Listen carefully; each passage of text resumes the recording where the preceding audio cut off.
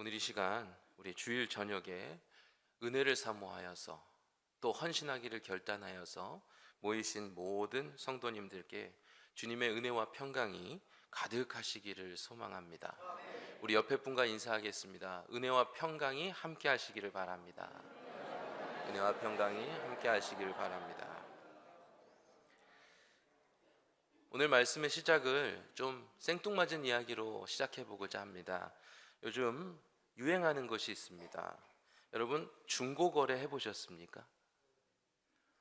대답이 쉽게 나오시는 거 보니까 한 번쯤은 다 해보셨을 것 같습니다. 중고거래를 해보면 매우 유용하다라는 것을 느낍니다. 남이 쓰던 것이지만 내가 필요한 것을 얻을 수 있다라는 장점이 있죠. 그래서 요즘 많이 활성화되어 가고 있다고 합니다. 우리나라 중고거래 시장이 규모가 얼마나 되는지 아십니까? 약 26조 원 정도 규모가 된다고 합니다. 내가 쓰던 거 남에게 되팔고 되파는 그 규모가 26조라면 원래 그 물건들의 가치를 따져보면 더 배나 혹은 그 이상으로 많은 가치를 가지는 시장이다라고 우리가 생각해 볼 수가 있겠습니다. 뉴스를 보다 보니까 한국인터넷진흥원이라고 하는 곳에서 이 중고거래 시장의 규모가 어떻게 성장해 왔는지를 분석해야 하는 기사가 있었습니다. 25년도에는 약 43조 원으로 그 규모를 예상하고 있는데, 그 그래프를 살펴보다 보니까 앞으로 쭉 2008년도로 넘어가 보니까 그때 규모가 4조 원이었다 그래요. 우리나라가 남이 쓰던 물건 안 쓰기로 유명한 나라 아닙니까? 그런데 이 문화들이 점점 깨지면서 이 중고라고 하는 것에 대한 개념들이 많이 바뀌어지고 있다라고 하는 거예요. 그런데 이 거래를 해보셔서 아시겠지만 그 중고 물품을 거래하다 보면 하나의 독특한 특징들을 발견하게 됩니다. 우리가 말하는 흥정이 이루어지는데요. 여러분도 막상 표기되어 있던 가격과 물건을 사는 가격이 달라지는 역사를 경험하게 된 적이 있으실 겁니다. 예를 들면 5만 원짜리 물건이 나와서 5만 원짜리 물건을 사겠다고 하지만 막상 그 주인을 만나면 어떻게 될까요? 4만 원이었으면 하는 마음이 있죠. 혹은 3만 원이 됐으면 좋겠다. 계속해서 애누리를 늘어놓는 그런 일들이 일어납니다. 또 파는 사람은 어떻습니까? 제값 주고 팔고자 하는 마음이 있는 것이죠. 이게 서로 자기중심적인 생각을 가지고 그 물건을 거래하다 보니까 사는 사람은 좀 더 싸게, 그리고 파는 사람은 조금 더 제값을 받고 이렇게 팔기를 원하죠. 결과적으로 보면 그것에 대한 결론은 무엇입니까? 내가 더 유리한 거래를 하길 원하고 더 좋은 가치를 내가 취하고자 하는 마음이 그 안에 있다는 것을 우리가 깨닫게 되는 것입니다. 그런데 이러한 거래를 하다 보면 저는 그런 생각을 해요. 신앙의 삶이 과연 이렇게 치열하게 그 가치를 내가 소유하는 일에 있어서 머리를 굴려가면서 애써가면서 조금이라도 더 받기 원하고 조금 더 유리한 것을 내가 취하기 원하는 마음을 가지고 신앙생활을 하고 있는가라고 하는 마음을 내가 갖고 살아가는가. 여러분은 어떠십니까? 담임 목사님을 통해서 말씀을 들으실 때 내가 조금이라도 더 은혜 받고자 몸부림치는 그 예배의 자세를 가진 예배자로 예배에 참여하십니까? 또 하나님 말씀을 묵상하면서 쥐어짜듯이 내가 조금이라도 더 그 말씀의 깊이를 깨닫고 내 삶의 문제의 정답을 얻고자 그 말씀을 파고 들어가는 노력을 여러분 하고 계십니까? 그런데 참 희한한 것은, 그리고 감사한 것은, 하나님은 우리에게 그 더욱더 가치 있는 것을 가지려고 할 때에 하나님은 내어주신다는 거예요. 그것이 우리에게 은혜가 되는 줄로 믿습니다. 여러분, 이런 말이 있어요. 말씀을 듣는 자보다 더 은혜 받는 사람이 누군지 아십니까? 말씀을 전하는 사람입니다. 전하기에 앞서서 그 말씀을 어떻게 전할까 고민하다 보면 그 말씀에 전하는 것보다 내가 받은 은혜가 더 큰 감동을 느낄 때가 있어요. 근데 아쉬운 건 무엇이냐? 나는 이만큼 은혜를 받았는데 전할 때는 요만큼밖에 못 전한다는 게 아쉬움으로 남을 때가 있습니다. 왜 그렇습니까? 더 좋은 거, 더 큰 가치, 내가 얻고자 하는 마음이 있기 때문에 그렇다는 것이죠. 우리의 신앙에서도 이 원리가 적용되길 원합니다. 내가 가진 신앙이 더 존귀하게 인정되기를 힘쓰기를 원합니다. 조금이라도 더 풍성한 은혜를 얻고자 애쓰시는 마음을 가지시기를 바랍니다. 내가 가진 믿음에 해함을 받지 않고 그 가치를 지켜가게 되기를 우리가 소망하며 신앙생활을 해야 될 줄로 믿습니다. 오늘 본문 에베소서에서 바울은 에베소와 소아시아의 교회들을 향한 이 편지를 쓰면서, 회람하는 편지를 쓰면서 그 가운데 중보기도를 3번 다룹니다. 그 가운데 1장과 3장과 6장에 걸쳐서 3번 등장하는 중보기도 가운데 오늘 본문의 두 번째 중보기도인 이 3장의 말씀은 예수께서 소유하신 풍성한 하나님의 영광이 성도들을 그 믿음에 전해져서 속사람이 강건해지는 유익을 얻기를 중보하고 있다는 거예요. 조금이라도 하나님의 사랑의 가치를, 하나님의 은혜의 가치를 더 깨달아갈 수 있는 교인들이 되길 원하며 기도했다는 것이죠. 저도 그렇습니다. 이 말씀을 보면서 오늘 이 말씀을 함께 나누시는 여러분들에게 조금이라도 더 하나님의 은혜가 채워질 수 있기를, 그리고 여러분의 신앙이 더 힘을 가지기를. 오늘 말씀의 제목이 무엇입니까? 외롭고 고단한 인생길에서요, 우리의 삶 가운데에서 이 힘듦과 외로움을 극복하게 하시는 하나님의 은혜의 힘이 여러분들에게 계속해서 채워지고 공급되어져서 힘을 얻으실 수 있는 삶이 되시기를 간절히 소망합니다. 여러분, 속사람이라고 하는 것 오늘 말씀에서 등장하는데요, 여러분, 속사람이 무엇일까요? 고린도후서 4장 16절에서 18절을 봅니다. 한번 같이 읽어볼까요? 그러므로 우리가 낙심하지 아니하노니 우리의 겉사람은 낡아지나 우리의 속사람은 날로 새로워지도다. 우리가 잠시 받는 환난에 경한 것이 지극히 크고 영원한 영광에 중한 것을 우리에게 이루게 함이니 우리가 주목하는 것은 보이지 않는 것이요 보이지 않는 것이니 보이는 것은 잠깐이요 보이지 않는 것은 영원함이라. 아멘. 이 말씀은요, 겉사람과 속사람에 대한 정의를 보여주고 있습니다. 그래서 여러분, 겉사람은 어떤 사람입니까? 겉사람은 이 세상에서 살아가는 믿음 없는 자와 동일한 모습을 가지는 것을 이야기합니다. 별 차이가 없는 세상의 믿음 없는 자와 동일한 나의 모습, 이게 겉사람이에요. 그 가치를 잃어버리는 습성을 가진 존재. 여러분, 우리가 겉사람은 어떻게 돼요? 후패하여진다고 말하지 않습니까? 결국 나이가 들고 힘을 잃어가고, 베드로에게 부활하신 예수님께서 요한복음에서 말씀하신 것처럼 맨 처음에 내가 띠띠고 다녔지만 나중에는 어떻게 돼요? 내가 가고자 하는 것이 아니라 상대방에게 끌려가는 삶을 살아갈 수 없는 밖에 없는 존재, 그것이 우리의 겉사람의 존재입니다. 그러나 속사람은 어떻습니까? 우리의 내적인 모습을 말합니다. 겉은 후패하여질지라도 성령께서 임재하심으로 우리의 힘을 공급하시는 하나님의 증거가 일어나는 현장이 바로 속사람입니다. 그렇기 때문에 속사람은 그 가치를 회복하는 존재예요. 정리해보면 겉사람은 점점 어떻게 돼요? 소멸해지고 속사람은 점점 강건하여지는 존재가 되는 것입니다. 그렇기 때문에 오늘 우리가 이 속사람에 대한 이해를 가지면서 한 가지 질문을 우리에게 스스로 던져보길 원합니다. 우리는 늘 속사람이 가치 있기를 원하죠. 왜요?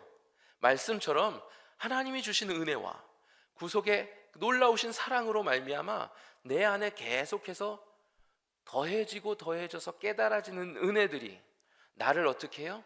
주님을 더 사모하게 하고, 주님이 주시는 은혜로 말미암아 더 힘을 얻게 하고, 한계를 극복하게 하고, 세상에 비춰지는 그 모든 것들을 다르게 인식하게 하고, 그래서 부정적인 것이 아니라 긍정적으로 바꿔가시는 하나님의 은혜를 깨닫게 하시는 것, 이것이 속사람으로부터 일어나는 놀라운 변화지만, 그런데 내가 우리의 삶 가운데에서 속사람의 존재를 더 인식하면서 살아가지 못하고 겉사람을 인식하고 내 시선이 거기에 매여서 내 감정과 그리고 내 능력이 겉사람에 갇혀서 안타깝고 괴롭고 고단하고 힘든 삶을 살아가고 있지는 않는지, 우리 스스로의 삶을 지금 현 시점에서 어느 상태에 내가 살아가고 있는가 우리 스스로가 자문해 봐야 될 줄로 믿습니다.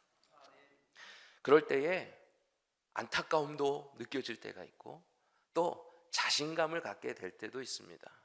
오늘 말씀의 사도 바울은 누구를 대상으로 할까요? 겉사람에 매여 고달파하고 외로워하는 그 인생을 향하여서 권면해주고 있다는 것을 우리가 바라볼 수 있어야 되겠습니다. 사도 바울은 이 속사람의 힘을 얻음은 성령으로, 믿음으로, 그리스도를 향한 사랑으로 이루어질 것이라고 하는 기도를 하고 있어요. 그래서 우리가 이 세 가지를 오늘 이 시간 살펴보기를 원합니다. 첫 번째로, 강건하여지고자 하는 열망은 성령을 통해서 이루어진다는 거예요. 따라해 보겠습니다. 성령으로 이루어집니다. 그렇습니다.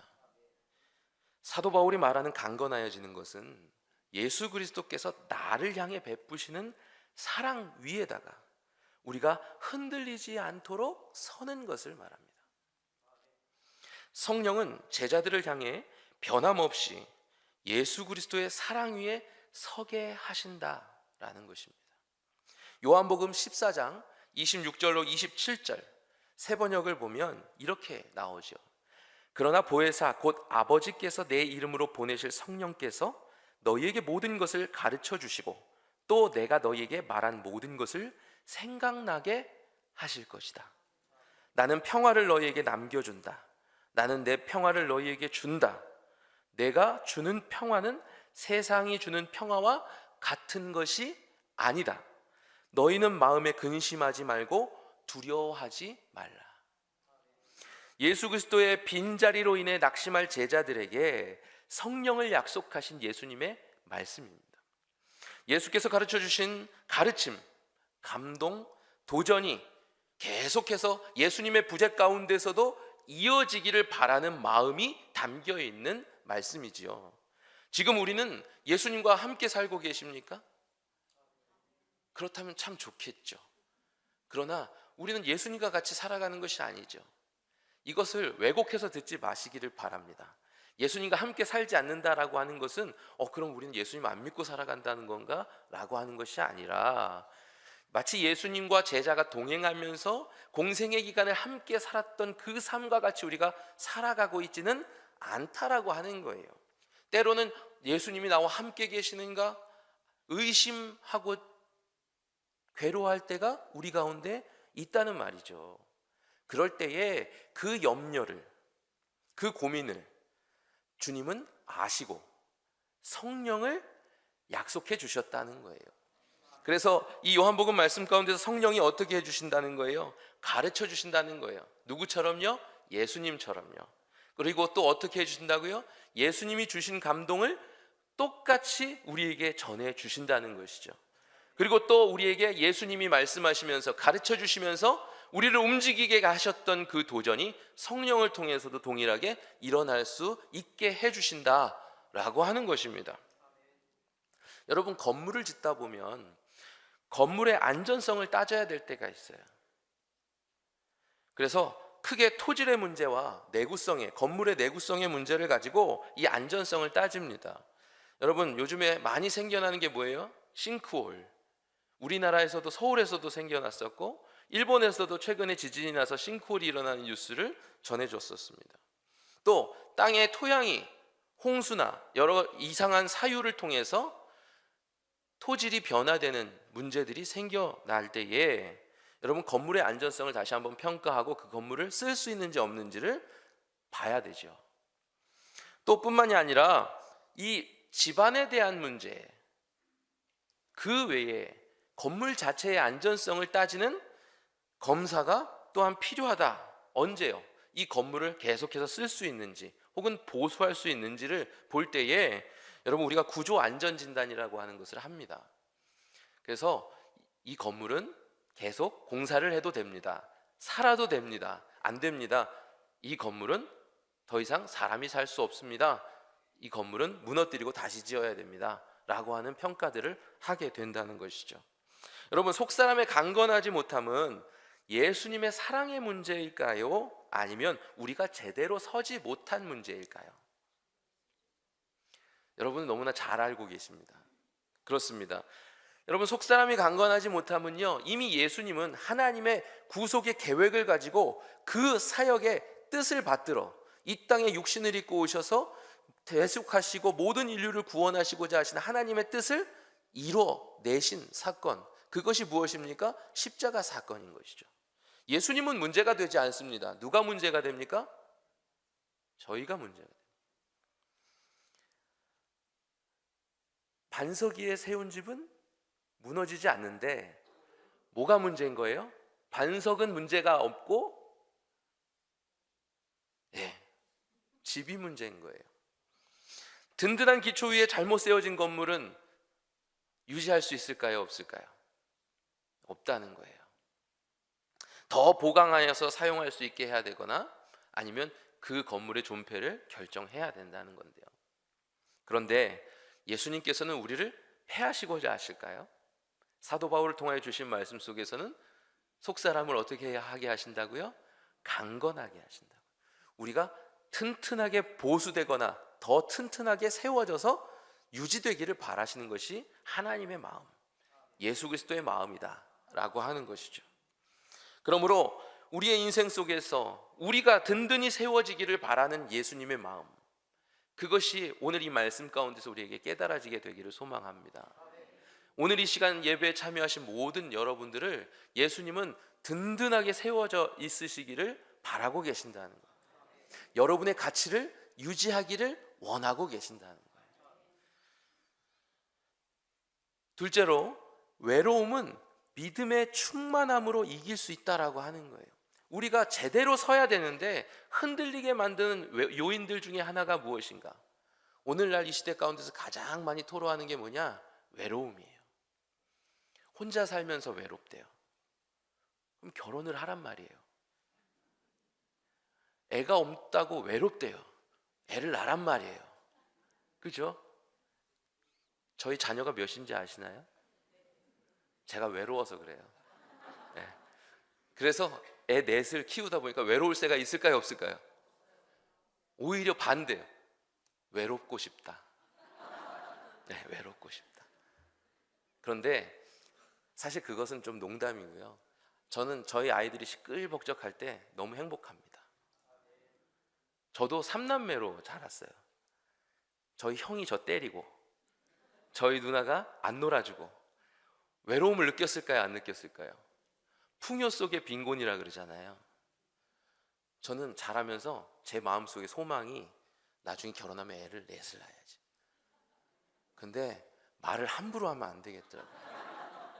하나님은요, 들으시면 이루세요. 이건 제 진짜 신앙의 고백입니다. 여러분도 입술로 계속 고백하시기 바랍니다. 여러분, 저희가 어디에 속한 사람이에요? 육에 속한 사람이에요? 영에 속한 사람이에요? 우리의 영이 하나님께 바라는 소망을 가지고 육신을 통하여 계속 선포할 때에 이루어질까요, 안 이루어질까요? 이루어지는 줄로 믿습니다. 여러분, 무엇을 하나님이 이루어주길 원하세요? 여러분, 선포하시기 바랍니다. 여러분의 인생 가운데 혹시 그 문제가 외로움입니까? 여러분, 외로움이라고 하는 것에 대한 정의를 아시나요? 외로움은 여러분, 모든 것에서 혼자라고 느끼는 것이 외로움이에요. 아무리 많은 사람 속에 둘러싸여 있어도 나 혼자라고 느끼는 게 외로움이에요. 인생에서 힘듦을 경험할 때 불쑥 튀어나오는 감정이 바로 이 외로움입니다. 여러분, 결혼하셨어도 외로워요, 안 외로워요? 좀 솔직해지시자고요. 저는 경험해 봤어요. 이게 저희 아내를 뭐라 그런 게 아닙니다. 인생이 그렇다라는 걸 배워가는 과정이더라고요. 아예 외롭지 않을 수가 있을까요, 없을까요? 없어요. 여러분, 몸이 아프면 옆에서 아무리 사랑스러운 아내가 간호를 해줘도 외로워요, 안 외로워요? 외로우시잖아요. 아무리 모든 가족들이 나를 하나밖에 없는 아주 가치 있는 존재라고 여겨줘도 내가 세상에서 자꾸 실패하면 세상에 나가서 나는 외톨이같이 느껴질까요? 안 느껴질까요? 느껴진단 말이에요. 여러분, 영어 단어로 외로운이라고 하는 뜻을 가진 alone이라고 하는 단어가 있어요. 이 말이 all이라고 하는 말과 one이라고 하는 말이 합쳐져 있다라는 어원이 있습니다. 그래서 모든 것에서 혼자, 참 모순되는 조합인 것 같아요. all과 one이 합쳐졌는데 결론은 뭐예요? 혼자래요. 저는 근데 이것을 신앙으로 바라보면 약간 좀 다른 해석을 가져야 된다라는 필요성을 느낍니다. 여러분, 교회라고 하는 공동체 안에서 우리가 신앙생활하는 많은 사람들과 함께 도전도 받고 위로도 받고 세임도 얻고 서로에게 도움이 되기도 하는 이 믿음의 공동체 안에 속한 하나, 바로 나라고 하는 이 존재, 올이라고 하는 곳에 하나, 내가 이곳에 속하여서 과연 나는 나 스스로만을 바라보는가, 아니면 이 모든 공동체를 바라보는가? 세상에서는 나 혼자만을 바라보며 세상 가운데서 나 스스로에게 함몰되기를 기다리고 있죠. 그러나 믿음의 공동체 안에서는 그렇지 않습니다. 하나라고 하는 것에서 깨어나와서 마치 계란에서 병아리가 깨어나오는 것처럼 세상의 모든 것 속에 나를 노출시키고 내가 혼자가 아니라고 하는 것을 경험하게 하는 공동체가 어디입니까? 바로 교회인 줄로 믿습니다. 그렇다면 우리가 외로움을 느끼는 것은 믿음과 같은 부류일까요? 다른 부류일까요? 정반대의 다른 부류라고 우리가 여겨야 되는 줄로 믿습니다. 그러니 우리가 외로움을 극복하는, 속사람을 강건하게 하는 이 사도 바울의 비밀 속에서 사도 바울이 중보기도로 알려주고 있는 이 외로움을 극복하는 방법이 무엇인지를 우리가 깨달아 나가야 될 줄로 믿습니다. 그것이 무엇이냐? 바로 믿음의 충만이라는 거예요. 믿음의 충만은 무엇일까요? 오늘 본문 19절에서는 예수 그리스도로 말미암은 하나님의 사랑을 우리의 시선으로 발견하게 되는 것이 바로 믿음의 충만이라고 말합니다. 이게 무슨 뜻일까요? 19절에서 그 넓이와 길이와 높이와 깊이를 모두 인정할 때에 어떤 넓이와 길이와 높이와 깊이를 이야기할까요? 바로 예수 그리스도의 사랑입니다. 구속의 사랑입니다. 존 스토드라고 하는 복음주의 신학자가 이 말씀을 해석하기를 모든 인류를 수용할 수 있는 예수 그리스도의 자비의 넓이, 과거와 오늘과 미래를 아우르는 역사를 총괄하시는 길이, 그리고 그리스도를 하늘로 올릴 수 있을 만큼 높이, 그리고 가장 타락한 인간을 구원할 만큼의 깊이의 하나님의 사랑, 이것을 깨닫는 것, 이것이 바로 우리의 외로움을 극복하는 바로 방법이다 라고 우리에게 가르쳐주고 있는 거예요. 내가 혼자라고 느껴지는 것이 아니라 알고 봤더니 내가 혼자 존재한다고 인식하는 이 공간은 과연 무엇인가라고 깨달을 때에 그 넓이와, 그리고 넓이와 길이와, 그리고 뭐예요? 높이, 그리고 깊이, 이 모든 것이 알고 봤더니 뭐예요? 하나님이 예수 그리스도를 부르셔서 보내시고 그 가운데 이루게 하신 구속의 역사의 현장이었다는 거죠. 그러고 보니 내가 사방을 둘러볼 때에 내가 이곳에서 외로움을 느껴야 돼요? 예수 그리스도의 사랑을 느껴야 돼요? 예수 그리스도의 사랑을 느껴야 되는 현장에 내가 살고 있다는 것을 인지한다면, 여러분, 우리가 외로움에 함몰되어서 인생 가운데 연약한 자로, 하나님이 원하시는 뜻대로 살아가지 못하는 연약한 자로 우리가 남아 있어야 되겠냐라고 하는 것이죠. 예수 그리스도의 사랑을 깨닫는다면 그곳에서 그 기쁨을 맛보고 내가 받은 사랑에 감격하여서 힘있게 일어나는 것이 우리가 가져야 되는 자세가 아니겠는가라고 하는 것이죠. 여러분, 혼자 사셔도 외로워하지 마세요. 하나님이 함께 계시거든요. 바로 예수님께서 여러분을 사랑하셔서 죽기까지 사랑하셔서 구원하셨다는 것이죠. 그 사랑을 받았는데 왜 외로울까요? 일어나야죠. 떨쳐버려야죠. 내가 무엇이간데 세상에 어느 누구도 받지 못한 그 사랑을 나에게 주셨을까 깨닫는다면 마음이 뭉클해지고 눈물이 흐르고 어두웠던 세상을 아름다운 세상으로 바라보는 전환이 우리에게 일어나야 되는 것이 당연한 것인 줄로 믿습니다. 정리하면 예수를 통해 하나님께서 베푸신 구속의 사랑을 제대로 깨달아서 더 이상 나를 보잘것없는 존재로 인식하지 않고 내가 장차 약속되어져 있는 천국, 영원한 생명을 누릴 존재로서 나를 기다리고 계시는 예수님이 지금 눈을 부릅뜨고 나를 살펴보고 계시는데 그곳에 가서 부끄럽게 뒤로 숨는 모습이 아니라 이제라도 주님께 자랑할 만한 모습을 만들어가고자 애쓰며 다시금 힘있게 일어나는 삶을 우리가 몸소 보여야 되지 않겠느냐라고 하는 것이죠. 믿음의 충만은 내 모든 것 다 괜찮다고 사랑한다고 말씀하시는 예수 그리스도의 은혜가 내게 받아들여질 때 일어나는 겁니다. 이 충만함은 어떤 것도 두렵지 않고 부럽지 않은 담대함과 만족함을 제공하는 줄로 믿으시기 바랍니다. 골로새서 1장 19절로 20절의 말씀입니다. 아버지께서는 모든 충만으로 예수 안에 거하게 하시고 그의 십자가의 피로 화평을 이루사 만물 곧 땅에 있는 것들이나 하늘에 있는 것들이 그로 말미암아 자기와 화목하게 되기를 기뻐하십니다. 바울은 교회를 정의할 때에 그리스도의 구속의 은혜로 하나님과의 화평을 경험한 사람들의 모임이다 라고 이 교회를 정의합니다. 이 수직적인 화평, 하나님과 나와의 화평을 이루고 그리고 공동체 안에 교회 안에 속하여서 그 화평케 하심을 함께 나누는 이 수평적인 화평, 그래서 지위고하를 막론하고 하나님의 자녀로서 동등하여지는 이 화평을 누리는 이 모임, 교회 안에서 우리가 그것을 맛보아 알 때에 우리가 어떻게 돼요? 일어나는 거예요.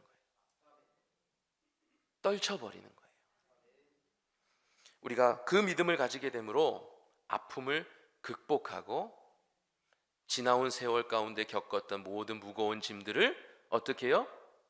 자랑으로 바꿔가는 삶을 살아가게 되는 줄로 믿습니다. 세 번째는 부족함을 채울 수 있는 것은 바로 예수 그리스도의 사랑이다라고 하는 것을 오늘 이 바울의 중보기에 대해서 우리에게 가르쳐주고 있습니다. 에베소 교회에 안타까움이 있었죠. 어떤 안타까움이 있지요? 유대교와 영지주의가 혼합되어서 이 혼합주의를 가지고 신앙의 변질이 일어나는 것을 경험했던 교회가 에베소 교회예요. 그런데 보시면 요한계시록 2장 4절에서의 책망이 에베소 교회 가운데 떨어질 때에 어떻게 책망하십니까? 바로 예수 그리스도에 대한 첫사랑을 잃어버렸기 때문에 책망을 받았다라고 이유를 분명히 밝히고 있습니다. 예수 그리스도의 첫사랑을 잃어버렸기 때문에 책망받는다. 하나님께 책망을 받는다는 것은 이 세상 가운데서 우리가 경험하는, 아니 우리의 육신적인 삶, 겉사람의 삶과 속사람 삶 가운데서 가장 겪기 싫은 모습일 것입니다. 그렇지 않겠습니까? 결과적으로 우리가 하나님께 책망을 받는다, 모든 인생 가운데 가장 큰 오점이 되는 거죠. 이 오점을 여러분 경험하고 싶은 분이 계실까요? 저도 결코 예수님께 책망받는, 하나님께 책망받는 모습을 경험하고 싶지는 않는 것이죠. 그렇기 때문에 우리가 어떻게 해야 되겠습니까? 이 유대주의와 영지주의가 혼합되면서 이 예수 그리스도의 구속의 은혜의 가치를, 그리고 하나님의 그 역사의 섭리를, 여러분 그 가치를 고귀하게 여기지 않았던 그들의 모습이 책망을 받았고, 그들이 부름을 받았을 때의 그 첫사랑, 그 첫사랑의 가치에 대한 진정한 의미들을 변질시켜 버렸기 때문에 이들이 책망을 받았다라고 하는 것이죠. 아까 제가 말씀을 시작하면서 우리의 가치를 제대로 인정받고 지켜나가는 삶을 살자라고 말씀드리지 않았습니까? 그것처럼 우리가 진정 내 가치를 지키는 삶을 살 수 있으려면 어떻게 해야 하겠습니까? 나를 이 세상 어느 누구보다 귀하게 여기시는 예수 그리스도의 그 크신 사랑을 어떻게 해야 되겠어요? 그것을 우리 안에 채워야 되겠죠. 고린도전서 13장 8절 말씀은 이렇게 말하고 있습니다. 사랑은 언제까지나 떨어지지 아니하되 예언도 패하고 방언도 그치고 지식도 패하리라. 다 패하여질지라도 사라지지 아니하는 존재하는 것은 무엇입니까? 사랑입니다. 이 고린도전서 13장 사랑장에서 말하는 사랑 중에서 오늘 말씀과 연결되는 귀한 말씀은 표준 새번역에서 이렇게 번역합니다. 사랑은 없어지지 않는다. 다른 것은 다 없어져도 사랑은 없어지지 않는다는 거예요. 여러분, 우리의 마음 가운데에 어떠한 것을 경험한다 할지라도, 많은 것을 누린다 할지라도 우리 안에 계속 갈급함은 사라질까요? 사라지지 않을까요? 전도서에서 말하는 그 헛됨은 솔로몬이 고백하는 헛됨이죠. 그래서 이 전도서 뒷가운데에서는 결국 이 솔로몬은 무엇을 고백합니까? 헛됨을 극복할 수 있는 것은 하나님을 아는 것이고 하나님을 따르는 것이라고 말하지 않습니까? 여러분, 우리가 이 부족함, 인생 가운데의 부족함을 채울 수 있는 것은 무엇일까? 사방으로 우리가 찾아다닌다 할지라도 여러분, 영원한 것이 없음을 깨달을 때에 잠깐 왔다 사라져서 내 부족함을 다시금 내 스스로에게 고백하게 하면서 안타깝게, 힘들게, 괴롭게 하는 것, 이것 가운데서 우리가 극복되게 하는 힘은 무엇일까? 결과적으로는 우리의 모든 인생에 해결할 수 없는 문제에 대한 해결책이 되어주시는 예수 그리스도의 사랑, 그 사랑의 가치를 우리가 깨달을 때에 세상에서의 더 이상의 부족함은 여러분 깨달아지고 더 이상 존재하지 않게 된다라고 하는 것이죠. 여러분, 영지주의가 고백했던 영적인 지식을 통해서 구원받을 수 있을까요? 한낱 지식에 불과한 것이죠. 진정 우리에게 가장 큰 영향력이 되시는 지식은 무엇입니까? 예수 그리스도를 아는 지식입니다. 그리고 믿음이지요. 그것을 통해서 우리가 부족함을 채울 수 있게 되는 줄로 믿습니다. 부족함을 채우는 소망을 가지고 살아가지만 낭망하고 넘어지는 안타까운 우리의 삶에서 회복되어지는 유일한 길은 예수 그리스도의 사랑인 줄로 믿습니다. 그래서 우리가 기도할 때 늘 예수 그리스도의 첫사랑을 내가 잃어버리지 않게 해달라고, 세상의 온갖 우상 속에서 그 사랑을 잃어버려서 부족함에 허우적대는 인생이 아니라 예수님으로 말미암아 단번에 나에게 채워주신 그 만족함을, 그 첫사랑을 내가 잃어버리지 않겠다고, 나를 지켜달라고, 내가 변하지 않게 해달라고, 세상의 온갖 시험 속에서 넘어지지 않게 해달라고, 내 믿음을 지켜달라고 우리가 기도해야 되는 이유가 여기에 있는 줄로 믿습니다. 저와 여러분이 예수 그리스도의 사랑 위에 서서 강건하게 되기를 간절히 소망합니다. 이제 말씀을 마무리하겠습니다. 여러분, 세상은 외롭고 고단합니다. 그러나 그 외로움과 고단함을 극복하게 하시는 하나님의 사랑은 이미 우리에게 주어져 있는 줄로 믿습니다. 주어졌으면 사용해야겠죠. 여러분, 내게 없다라고 여겨진다면 우리는 어떻게 해야 될까요? 속사람을 강건하게 하시는 하나님께 사도 바울이 기도했던 것처럼 오늘 말씀 가운데서 등장하는 이 세 가지, 이 가치를 우리가 어떻게 해야 돼요? 기도해야 될 줄로 믿습니다. 성령으로, 믿음으로, 그리스도를 향한 사랑으로 나를 강건하게 하여 주시옵소서. 우리가 이렇게 고백하는 삶을 살 때에 하나님께서 우리의 간구를 들으시고 우리를 강건하게 하시는 역사, 우리가 경험하게 될 줄로 믿습니다. 기도하겠습니다.